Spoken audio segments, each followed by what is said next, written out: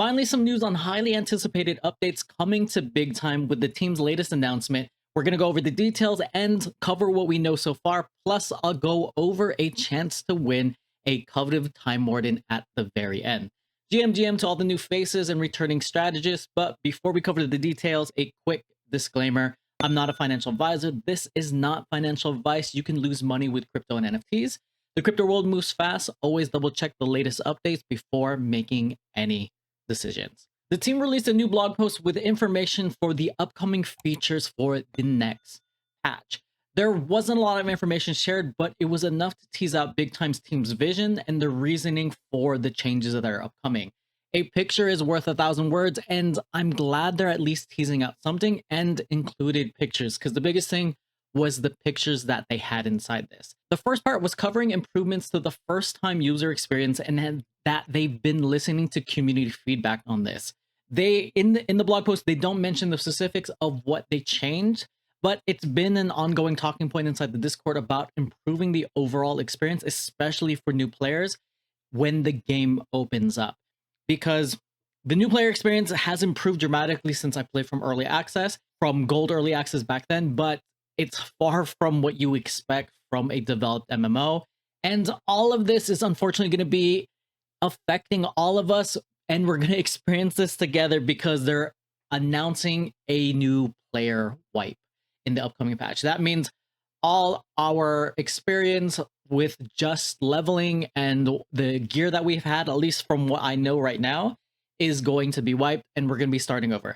Your NFTs, your cosmetics, all of that will stay just like all the previous wipes, but we have to start over.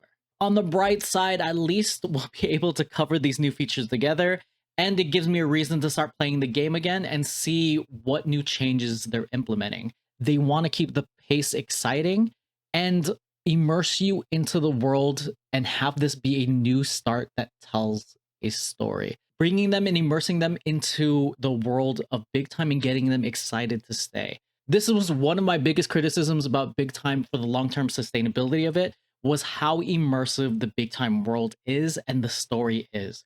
Right now, we get bits and pieces of it, but we don't really get immersed in the full story.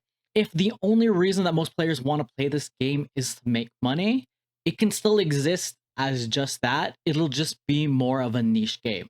This is not great for the longevity of the game because it hinges on the overall macro and crypto landscape. And if we're inside a bear market, there will only be a fraction of players and people playing like we've seen previously. There needs to be some type of intrinsic value gained by those who play the game beyond earning. The bottom line, this game needs to be fun. And it needs to be fun enough that people actually play this game without needing to earn anything. And that's one of the things I've been learning more about playing a lot of these games that are coming out, is asking myself, would I play this game if I was earning nothing? And there's very few games that do that. And currently Big Time is not one of those games, but it is one of those games that has more opportunity financially. So that's why we play. But it has a lot of potential. People ask me about, do I think Big Time will be here? I think Big Time will be here for the long term, but at what capacity and how popular, I don't know yet. And this is one of those big things that they need to nail down. And for me to actually want to play this game over everything else, wanting to play it over League of Legends, Lost Ark, all their major competitors, Diablo 4, and anything else that comes out inside the blockchain gaming space, because there's a lot of games coming out. End game content where we actually just want to play the game beyond the economy. This is when we'll know more about Big Time and its sustainability. So I want to see how they start to incorporate the story element into the new player experience, just to start getting people hooked into what we're actually doing. Because I don't know what this story is. Yes, I know at a high level what it is.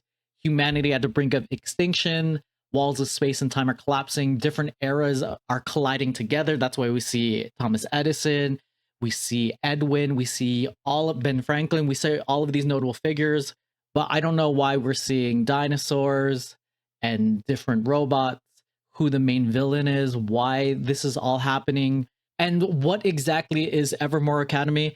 It's supposed to be this academy where you bring the greatest minds and heroes together throughout history to combat whatever this issue is, but we don't really know what the void is. So I want to see how they develop the story, and story is one of those things that's hard to get right. Just like most games, when you get out of that beginner area that teaches you the mechanics and immerses you into the storyline, it teases out what you're doing there and what your adventure is supposed to be. You're going to be set in Epoch City. And right at the center, these are the new graphics that we see. You can see that they've been adding more details. You can see there is more thought and details placed into the city, and it's significantly bigger than Watertown. So I'm pretty excited just looking at this graphic and to see how they're going to be building this out. One of the things that they teased out here is there will be a few more things that you'll be able to experience into the city, but we'll let you discover those. We'll see if this is actually something big or if this is just like tiny things that they're just